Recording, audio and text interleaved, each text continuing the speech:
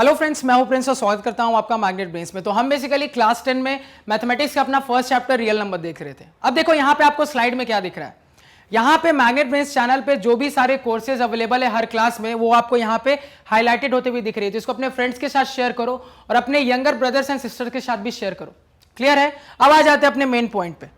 देखो अब तो लास्ट लेक्चर हमारे लिए एक बहुत इंपॉर्टेंट लेक्चर था, क्योंकि वहां पे हमने कुछ बहुत इंपॉर्टेंट चीजें सीखी।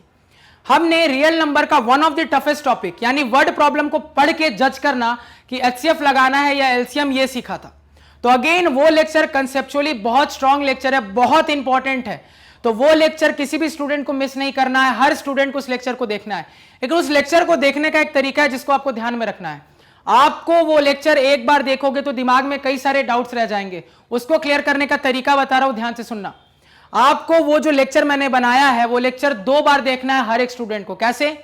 सबसे पहली बार जब आप लेक्चर देखोगे तो उसको आप प्ले पॉज नोट के फॉर्म में देखोगे। मतलब कि आपको लेक्चर एक पॉइंट तक सुनना है, आपको जैसे ही लगेगा हाँ अब इतनी चीजें नोट कर लेनी चाहिए, तो वीडियो को पॉज करना है, नोट करना है।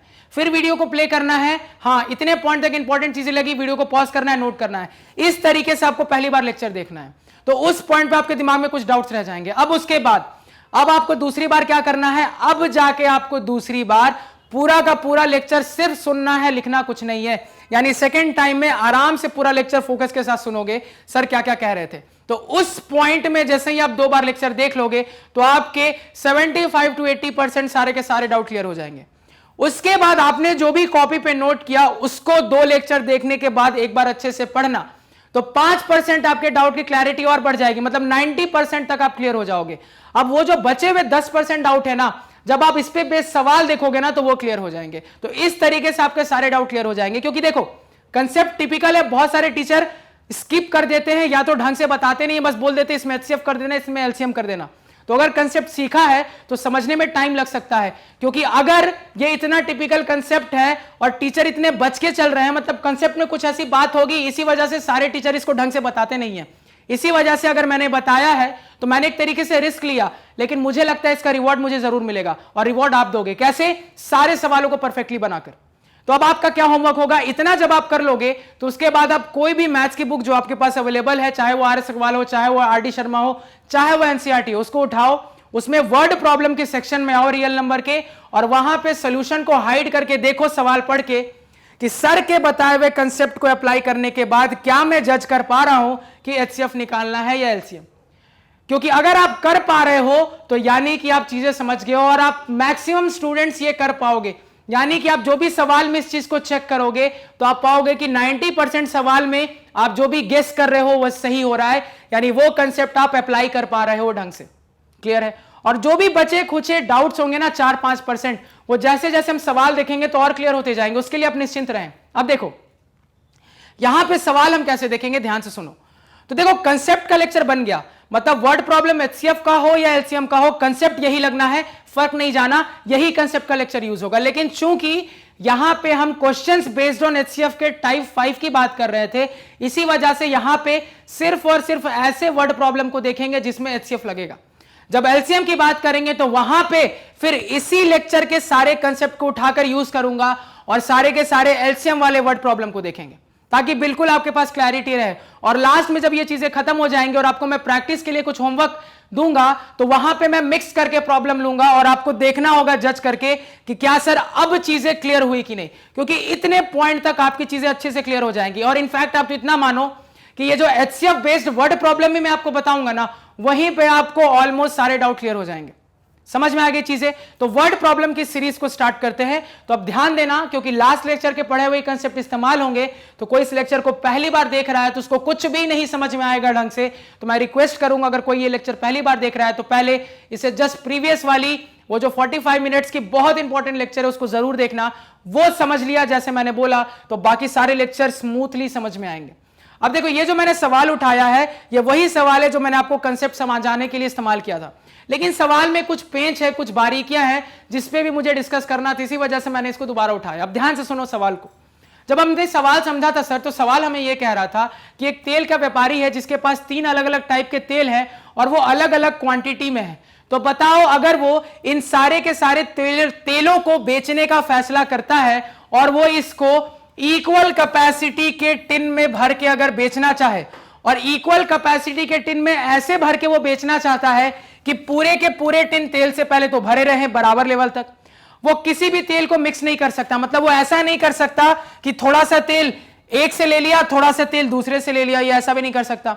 यानी कि सर मेरे जो इक्वल कैपेसिटी के कंटेनर में ये सारे के सारे तेल भरेंगे तो ये प्रॉपर तरीके से भरने चाहिए। यानी कि एक कंटेनर में एक टाइप का ही तेल होना चाहिए, कोई मिक्सिंग नहीं होनी चाहिए, और हर कंटेनर में जो तेल का लेवल हो वो बराबर होना चाहिए, चेंज नहीं होना चाहिए, मतलब पूरा का पूरा कंटेनर भी भरा होना चाहिए। तो इतनी कंडीशन थी सर, और हमें लास्ट में ये पूछा जा रहा था, तो बताओ अगर वो इस तरीके से इन इक्वल कैपेसिटी के कंटेनर में तेल को फिल करेगा तो मैक्सिमम या ग्रेटेस्ट पॉसिबल क्या कैपेसिटी का वो कंटेनर मंगवाए। यानी कि सर वो जो कंटेनर ऑर्डर करे इस तेल को भर के बेचने के लिए, उसकी मैक्सिमम कैपेसिटी या ग्रेटेस्ट कैपेसिटी या सबसे ज्यादा कैपेसिटी क्या होनी चाहिए। तो हमने जाना था सर लास्ट लेक्चर में, तुरंत हम क्या करते हैं, अपने आंसर को जज करने की कोशिश करते हैं कि गिवन डाटा से बड़ा आ रहा है कि छोटा। अब ये आपके बुक का सवाल है और आपको अपने बुक में सवाल यहीं तक मिलेगा, तो फिलहाल यहीं तक बात करते हैं, आगे की बात उसके बाद में करेंगे। अब देखो, तो जब यहां तक सवाल पढ़ा तो सवाल पढ़ के क्रिस्टल क्लियर था कि मुझे अपने कंटेनर की सबसे ज्यादा क्या पॉसिबल कैपेसिटी हो सकती है वो चाहिए। तो सर इसके बाद जब मैंने अपने डाटा से कंपेयर किया तो मैंने सवाल को समझने के बाद, कंपैरिजन करने के बाद ये पाया कि अगर मैं ऐसा सोचता हूं कि मेरा आंसर गिवन डाटा से बड़ा होना चाहिए, तो मैंने क्या किया सर, अपने डेटा में सबसे बड़े नंबर को ढूंढा, उसके बाद मैंने चेक किया क्या मेरा आंसर सबसे बड़े डेटा से बड़ा आ सकता है। तो मैंने क्या देखा सर कि अगर सबसे बड़े डेटा से बड़ा मेरा आंसर आता, मतलब मैं जो कंटेनर की कैपेसिटी यूज करूंगा वो 240 लीटर से बड़ी होनी चाहिए। क्या आप 240 लीटर से बड़ा कंटेनर मंगवा सकते हो? आप कहोगे नहीं सर, क्यों? क्योंकि अगर आप 240 लीटर से बड़ा कंटेनर मंगवा लेते हो तो सबसे पहला तेल क्या है, 120 लीटर। तो 120 लीटर तेल में ये पूरा कंटेनर ही नहीं भरेगा। यानी पहली वाली ही कंडीशन फुलफिल नहीं हुई, जहां पे मैंने आपको कहा था पूरा कंटेनर फुलफिल होना चाहिए। अगेन अगर आप 180 लीटर वाले तेल को भी भरने की कोशिश करोगे तो वो भी पूरा नहीं भरेगा, और आप मिक्सिंग नहीं कर सकते पूरे कंटेनर को भरने के लिए, आप दो तेल को मिक्स भी नहीं कर सकते। तो हमने क्या पाया सर कि अगर जैसे ही मैं देख रहा हूं कि मेरा आंसर गिवन डाटा से बड़ा हो जाए तो मैं ये पा रहा हूं कि सवाल की कंडीशन सेटिस्फाई नहीं हो रही, मतलब मेरा आंसर सर गिवन डाटा से बड़ा नहीं हो सकता है। तो इसका वाइस वर्सा ट्रू होगा, अगर बड़ा नहीं हो सकता है मतलब जरूर गिवन डाटा से छोटा आएगा। तो किसी एक पे सोच लोगे तो दूसरा ऑटोमेटिकली आ जाएगा। आप किसी एक पे सोच लो, बड़ा होना चाहिए या छोटा होना चाहिए, या तो वो चीज सही साबित हो जाएगी या गलत साबित हो जाएगी। सही साबित हो जाएगी मतलब वही करना है, गलत साबित हो जाएगी मतलब उसका उल्टा करने की जरूरत है। नहीं तो आप दोनों चेक कर लो। अगर अब मैं यहां पे ये चेक करता हूं क्या मेरा आंसर गिवन डाटा से छोटा होना चाहिए, तो मैं क्या पा रहा हूं सर कि जैसे ही मैं ये देख रहा हूं मेरे पास डाटा 1 2 3 अवेलेबल है, यानी सबसे छोटा डाटा मेरे पास 120 है। तो मेरे दिमाग में आया क्या मेरा जो कंटेनर जो टिन है उसकी कैपेसिटी 120 लीटर से छोटी होगी। तो मुझे समझ में आया हां सर 120 लीटर से छोटी होनी ही चाहिए, तभी जाके सारी कंडीशन फुलफिल होगी। और हमने लास्ट के लेक्चर में समझा भी था सर एक एग्जांपल के थ्रू कि मैं अगर अपने कंटेनर की कैपेसिटी या तो 5 लीटर की या तो 10 लीटर की रख रहा था तो उस कंडीशन में मेरी जो भी कंडीशन थी सवाल की वो फुलफिल हो रही थी। यानी कि इंटरमिक्सिंग नहीं होना चाहिए तेल का सारा तेल प्रॉपरली फिल होना चाहिए ऊपर तक, उसके बाद किसी में भी जगह नहीं छूटनी चाहिए। ये सारी कंडीशन सर 5 और 10 लीटर लेने पे फुलफिल हो रही थी। कंडीशन बस फुलफिल क्या नहीं हो रही थी 5-10 में कि सर ये ग्रेटेस्ट कैपेसिटी की बात नहीं हो रही थी, कैपेसिटी निकल के आ रही थी लेकिन ग्रेटेस्ट नहीं आ रही थी। तो सर जैसे ही हमने आंसर चेक किया तो हमने क्या पाया कि हां मेरा आंसर मेरे गिवन डेटा से छोटा होगा, यानी एचसीएफ की बात करनी है, ये क्लियर है। यानी कि सवाल में क्या करना होगा, मुझे अगर अपने रिक्वायर्ड कंटेनर जो मंगवाने हैं उसकी ग्रेटेस्ट कैपेसिटी चाहिए तो मुझे क्या करना पड़ेगा, गिवन डेटा का एचसीएफ निकालना पड़ेगा। यानी इतना कर लोगे, इतना पार्ट जो आपके बुक में वो सॉल्व हो जाएगा। लिखने का तरीका क्या होने वाला है सर, बहुत सिंपल है लिखने का तरीका। अब ध्यान से सुनो मेरा लिखने का तरीका क्या होगा। तो सवाल को जो लिखने का तरीका होगा वो कुछ यूं होगा, ध्यान से देखना। आपको सिंपल कुछ नहीं करना, यहां पे लिखना है आपको क्या पूछा था, what should be the greatest capacity of such a tin. तो आप लिखोगे द ग्रेटेस्ट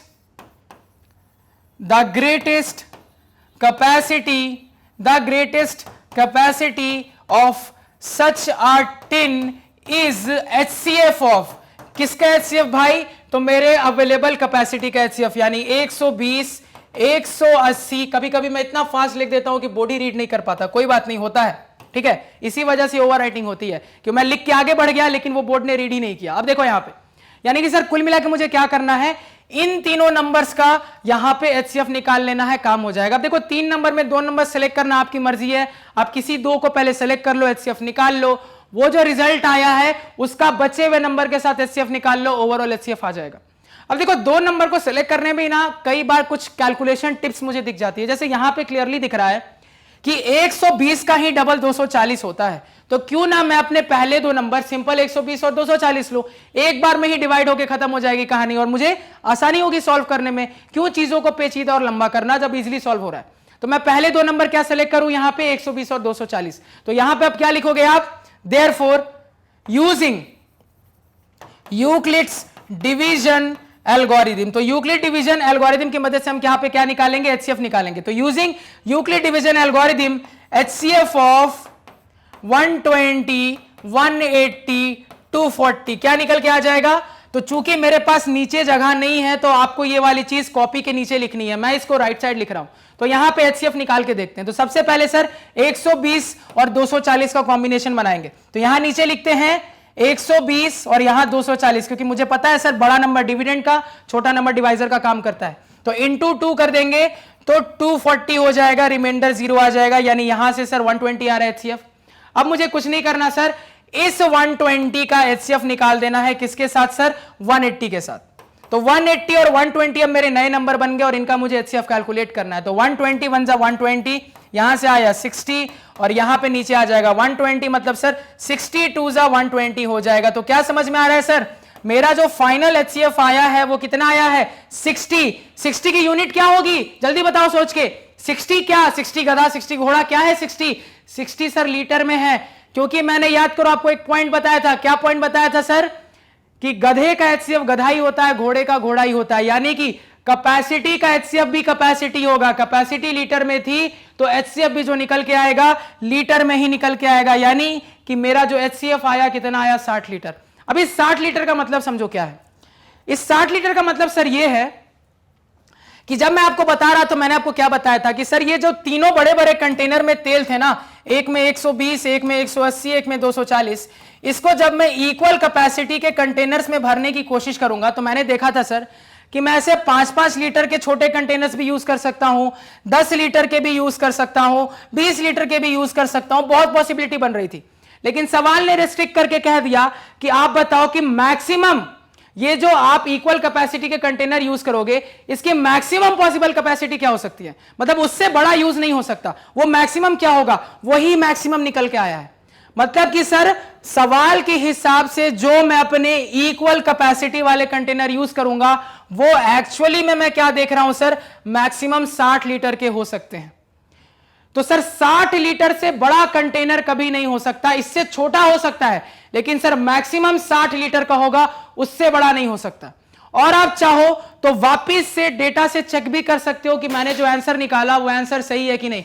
कैसे चेक कर सकते हो, तो सिंपल है, कुछ नहीं करना है, आपके पास 120 लीटर तेल है। अब इस 120 लीटर तेल को आपको 60 लीटर के डब्बे में भरना है, तो बताओ कितने डब्बे की जरूरत पड़ेगी। आप खुद कहोगे सर 120 लीटर तेल है, 60 लीटर के डब्बे में भरना है, मतलब कि सर इसको 2 डब्बे में 2 टिन में मैं भर दूंगा, यानी कि सर ये पूरा का पूरा 120 लीटर तेल मैं इस तरीके से 2 टिन में भर सकता हूं 60-60 लीटर वाले। अगेन सर 180 लीटर तेल है, इसको मैं ऐसे 60-60 लीटर के कितने डब्बे में भर सकता हूं सर, तो इसको मैं ऐसे 60-60 लीटर के सर 3 डब्बे में 3 टिन में भर सकता हूं। अगेन सर 240 लीटर तेल है, इसको मैं ऐसे 60-60 लीटर के कितने डब्बे में भर सकता हूं सर, तो 4 टिन में भर सकता हूं। मतलब सर कुल मिला के अगर मैं 60-60 लीटर के अपने टिन कैंस मंगवाता हूं तेल को भर के बेचने के लिए, तो मुझे कुल मिला के कितने टिन कैन की जरूरत पड़ी सर, तो मुझे कुल मिला के 4 3 7 2 9 टिन कैन की जरूरत पड़ेगी, यानी कि 60-60 लीटर के 9 टिन कैन में मेरा काम हो जाएगा। और ये 60 लीटर क्या है, मैक्सिमम कैपेसिटी है टिन कैन की जो मैं मंगवा सकता हूं। इससे बड़ा अगर मंगवाऊंगा तो वो कंडीशन सेटिस्फाई नहीं होगी कि आपकी तेल की मिक्सिंग नहीं होनी चाहिए, सब में पूरा ऊपर तक भरा रहना चाहिए तेल, किसी में कम ज्यादा नहीं होना चाहिए। ये सारी कंडीशन कब फेल हो जाएगी, अगर तुम अपने कैपेसिटी 60 लीटर से ज्यादा रखते हो। लेकिन अगर 60 लीटर रखते हो तो ये सारी चीज फुलफिल होगी ही होगी, जो मुझे याद दिख रहा है। क्योंकि प्रॉपरली सर पूरा का पूरा 120 लीटर तेल में 60 लीटर के 2 डब्बे में अच्छे से फिल कर सकता हूं। अगेन सर प्रॉपरली 180 लीटर तेल में 60 लीटर के 3 डब्बे में अच्छे से फिल करके रख सकता हूं, और प्रॉपरली मैं 240 लीटर तेल को 60-60 लीटर के 4 डब्बे में अच्छे से फुल करके रख सकता हूं। इतना समझ में आया? अगर समझ में आया तो यहां पे आप मेरी बात को ध्यान से सुनो, पहले इतना नोट डाउन कर लो। तो एग्जाम में आपको बस यही सिंपल करना है, ये तो समझने वाला पार्ट था, इसको यहां से थोड़ी देर के लिए मैं हटा देता हूं। लिखना क्या है, यहां से इतना लिखा, एचसीएफ क्या निकल के आया 60, यानी ये 60 क्या बता रहा है आपका, ये आपका एचसीएफ होता है। एचसीएफ क्या निकल के आया आपका 60 लीटर। तो यहां से आप क्या बोल दोगे, फाइनली रिजल्ट लिख के बोल देना। क्या लिखोगे रिजल्ट में, the greatest capacity of such a tin should be, the greatest capacity of such a tin will be या फिर शुड बी 60 लीटर। बस इतना लिख देना है, कहानी खत्म। ये क्लियर हुआ? अब देखो, अब यहां पे एक इंटरेस्टिंग बात बता रहा हूं, ये आपका बुक का क्वेश्चन था, आसानी से सॉल्व हो गया। अब देखो इंटरेस्टिंग बात क्या है, पहले इतना नोट डाउन करो, इससे ज्यादा नहीं लिखना एग्जाम में।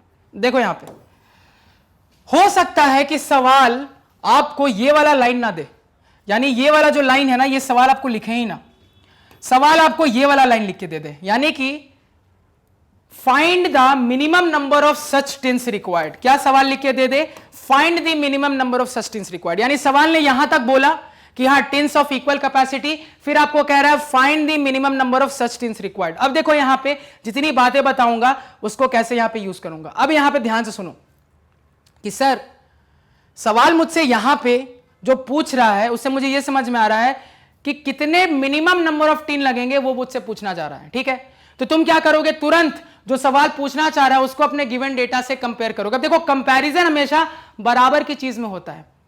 यहां पे आपसे पूछा जा रहा है मिनिमम कितने टिन लगेंगे, लेकिन आप इस चीज को जिससे कंपेयर करना चाह रहे हो वो कैपेसिटी है, टिन नहीं है।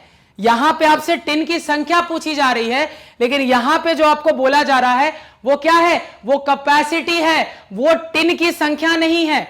यानी कि यहां पे आपने क्या गलती की, अब ध्यान से सुनो, जब आप इस सवाल को पढ़ के पॉइंट नंबर 1 लगा रहे हो तो आपने क्या गलती की, आपको पूछा जा रहा है टिन की संख्या और आप कंपेयर करने लगे क्या, कैपेसिटी। तो कंपैरिजन कभी नहीं हो सकता, कंपैरिजन हमेशा सेम चीज में होता है। यहां पे अभी कंपैरिजन किया जा सकता था, जब भी हम कंपेयर करते थे आंसर छोटा होगा कि बड़ा, क्यों, क्योंकि यहां पे सिंपली ग्रेटेस्ट कैपेसिटी पूछ रहा है। तो कितनी ग्रेटेस्ट कैपेसिटी पॉसिबल है, मतलब मैं कैपेसिटी जो पूछी जा रही है उसको अपने कैपेसिटी के डेटा से ही कंपेयर कर रहा हूं, लेकिन यहां पे मुझे टिन की संख्या पूछी जा रही है, जबकि डेटा जो गिवन है वो कैपेसिटी में गिवन है। तो अब आपका काम होगा, कभी भी किसी सवाल में ऐसी सिचुएशन बने जहां पे डेटा का फॉर्मेट अलग हो, मतलब डेटा कोई और क्वांटिटी हो, पूछी कोई और क्वांटिटी जा रही हो, तो वहां पे हमेशा वो वाला पॉइंट याद रखना कि गधा का एचसीएफ गधा ही होता है और घोड़ा का एचसीएफ घोड़ा ही होता है। गधा का एचसीएफ घोड़ा नहीं हो सकता, घोड़े का एचसीएफ गधा नहीं हो सकता। यानी कि तुम इस तीनों कैपेसिटी का एचसीएफ निकालो या एलसीएम निकालो, बात को समझना। कुल मिला के करते क्या, इन्हीं 3 नंबर के एचसीएफ या एलसीएम निकालते। तो तुम इन 3 संख्याओं का एचसीएफ निकालो या एलसीएम निकालो। चूंकि ये संख्याएं कैपेसिटी है तो उसका एचसीएफ एलसीएम भी कैपेसिटी ही आएगा, कभी भी टिन की संख्या नहीं आएगी। तो यहां से आप एलसीएम निकालते या एचसीएफ, आपको मिलके क्या आता, आपको रिजल्ट में कैपेसिटी ही आती, टिन की संख्या नहीं आती। तो इसे क्या समझ में आया कि सवाल ने जो पूछा है ना उसको मुझे इस फॉर्मेट में कन्वर्ट करने की कोशिश करनी पड़ेगी। मतलब सवाल के पूछे हुए पार्ट को मुझे ऐसा चेंज करना पड़ेगा टिपिकल सवालों में कि जो डाटा मुझे गिवन है उस डाटा से मैं कंपेयर कर पाऊं। तो तुरंत मैंने सोचा अच्छा मुझे कम से कम टिन की रिक्वायरमेंट है, तो कम से कम टिन की रिक्वायरमेंट कब लगेगी। तो इसको मैंने तुरंत अपने एग्जांपल से सोचा जो मैंने आपको सिखाया था कि मान लो मेरे पास 10 लीटर तेल है। अब 10 लीटर तेल को मैं चाहूं तो 5-5 लीटर के आपके 2 कंटेनर में भी भर सकता हूं, और इसी 10 लीटर के तेल को मैं चाहूं तो आपके 2-2 लीटर के 5 कंटेनर में भी भर सकता हूं। तो आप खुद बताओ किस कंडीशन में मुझे कम से कम टिन में काम हो गया। तो आप कहोगे सर जब मेरी कैपेसिटी ज्यादा थी सर तब मेरा काम कम टिन में हो गया। तो तुरंत वहां से ऐसा ही सोचना पड़ेगा आपको, यानी कि आपको अपने सवाल को इस तरीके से कन्वर्ट करना पड़ेगा कि वो कैपेसिटी में चली जाए, क्योंकि जो डाटा गिवन है वो कैपेसिटी का है, डाटा टिन का नहीं है। तो कभी भी सवाल इस तरीके से ट्विस्ट एंड टर्न करे, मतलब ये सवाल में जब मैंने ये लाइन काट के ये लाइन डाल दी ना, तो ये एक टफ एचसीएफ एलसीएम का सवाल बन गया।